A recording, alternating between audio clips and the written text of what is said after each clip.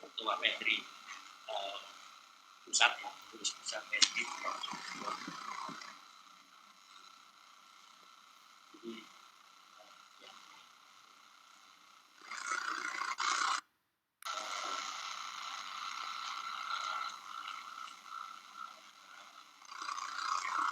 khusus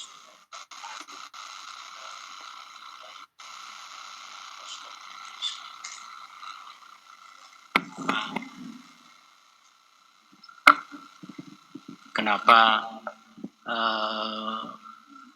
kesehatan dari usus juga penting, karena hal itu juga menyangkut dari kesehatan dari paru ya. Jadi seperti kita ketahui bahwa saluran pencernaan merupakan tuan rumah ya, bos ya, bagi banyak beragam ekosistem mikroba ya, yang biasa disebut sebagai gut microbiota ya, yang sebagian besar adalah bakteria dari anaerob. Bakteri intestinal merupakan genom yang lebih dari 3 juta genes ya, merupakan 150 kali lebih besar daripada human genome ya.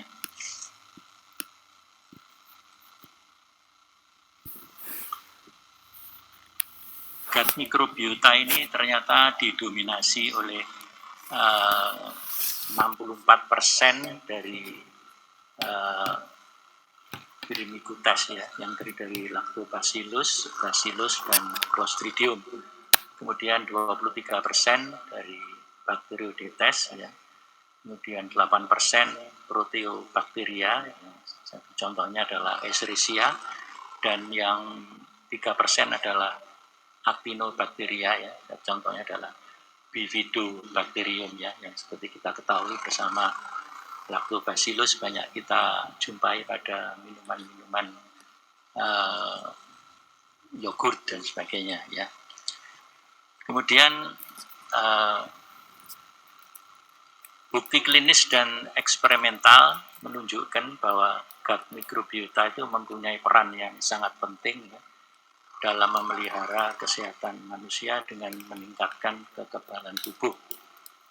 Studi terbaru menunjukkan bahwa hal tersebut di atas akan bisa mengendalikan infeksi. Banyak faktor yang dapat merubah komposisi dan perbedaan gut microbiota ke arah dysbiosis ya. Seperti kita ketahui bahwa dysbiosis adalah ketidakseimbangan jumlah mikroorganisme di dalam saluran pencernaan ya manusia, di mana pencernaan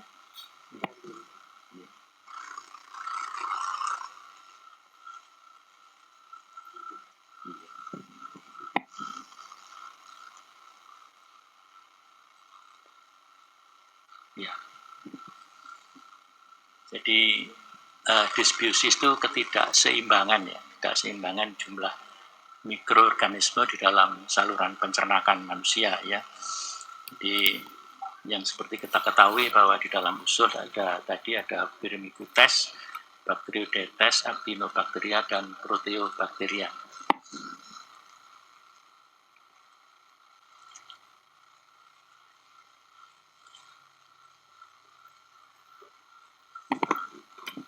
Banyak faktor yang mempengaruhi ya. Jadi salah satu untuk dysbiosis ini salah satunya adalah pola diet ya, diet di mana diet yang rendah serat ya. Kemudian juga stress inducer seperti pemberian antibiotik broad spectrum ya, yang seperti kita ketahui banyak masalah dengan pemberian antibiotika yang broad spectrum itu, antara lain yang sering adalah antibiotik associated diare ya, yang sering terjadi sampai menimbulkan suatu kolitis pseudomembran ya. Jadi seperti itu. Oleh karena itu perlu diperhatikan pemakaian obat-obat antibiotik ya. Kemudian juga obat-obat kanker ya, kemudian juga infeksi atau radang kronik ataupun metabolik.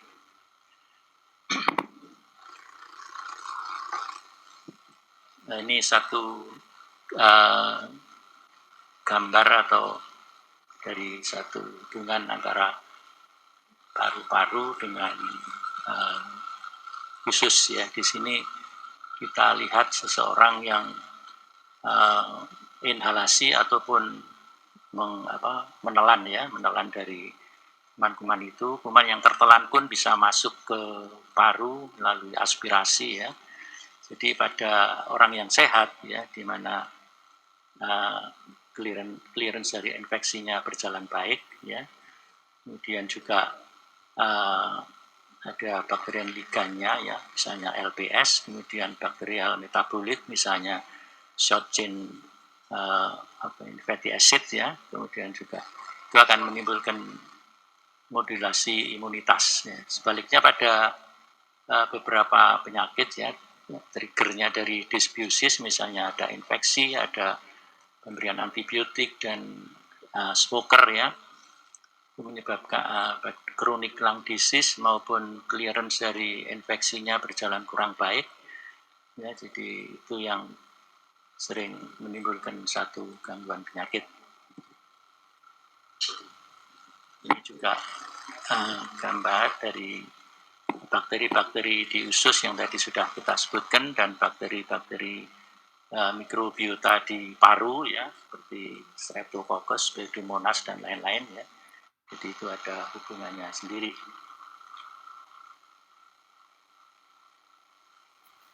Kemudian permukaan epitel dari saluran makan dan saluran napas itu sering sekali terekspos atau terpapar ya dengan berbagai jenis mikroorganisme.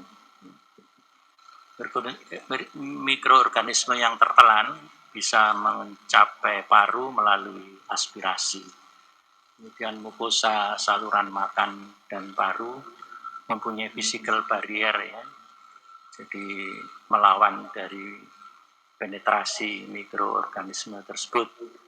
Dan kronisasi yang mikrobiota yang menghasilkan generasi yang resisten terhadap mikroorganisme yang patogen.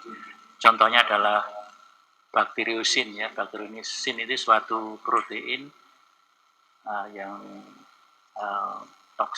toksik ya, tapi tidak merugikan bagi yang menghasilkan ya. Jadi itu salah satu cara untuk mengatasi infeksi.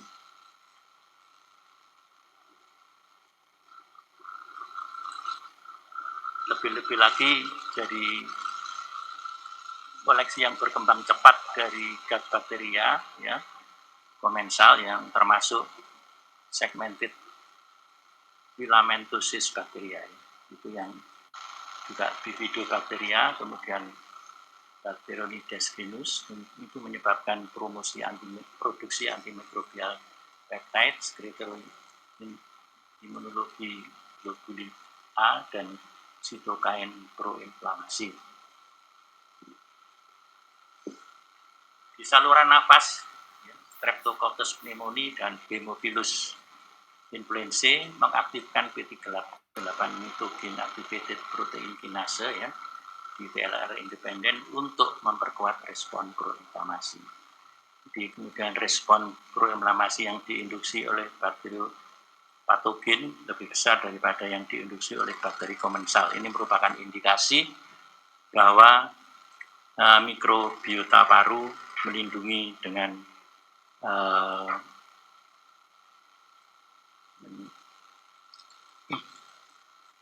meningkatkan stimulasi dari proinflamasi. Ini kita gambaran dari pengaruh pada mukosa dari lambung maupun dari usus dan mukosa dari paru. Ya. Jadi yang berpengaruh di sini misalnya seperti tadi diet, kemudian menelan atau aspirasi dari bakteri, kemudian smoker ya, atau polusi-polusi yang sekarang di Indonesia sangat tinggi polusinya, kemudian juga probiotik dan prebiotik ini yang nantinya akan merupakan satu jalan keluar bagi mengatasi hal-hal yang tidak diinginkan ini. Ini juga dari gambaran dari mukosa ya, di mana di sini banyak sekali partikel-partikel yang bisa untuk mempertahankan kesehatan dari usus. Di sini juga gut lung axis ya di sini ya, di mana dari usus bisa ke paru, dari pasu bisa mempengaruhi usus ya. Jadi dengan cara-cara yang sudah dijelaskan di atas. Kemudian sebagai konklusinya pada penyakit paru kronik dan infeksi paru terjadi pergantian komposisi pada mikrobiota usus dan paru yang merupakan hasil dari bakteri dan proteobakteri dan tes.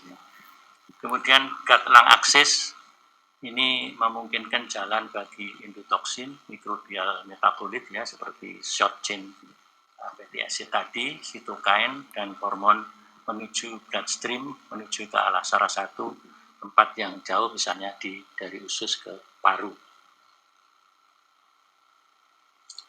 Pada studi baru ini ya, yang terakhir ya, menunjukkan bahwa gut microbiota mempunyai peran penting dalam meredam, memediasi respon imun di organ yang berjauhan termasuk di paru. Ya. Salah satu metabolit yaitu short chain fatty acid ya, itu bisa mencapai organ lain melalui enzim, meningkatkan regulasi imunitas dan efek anti-inflamasi.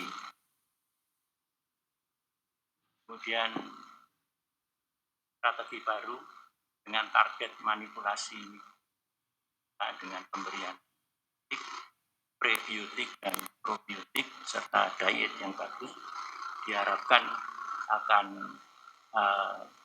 bisa memulihkan keadaan dysbiosis tadi ya, ketidakseimbangan mikrobiota di dalam paru maupun usus. Ini mungkin merupakan terapi yang diharapkan yang salah satu bisa untuk COVID ya, infeksi COVID.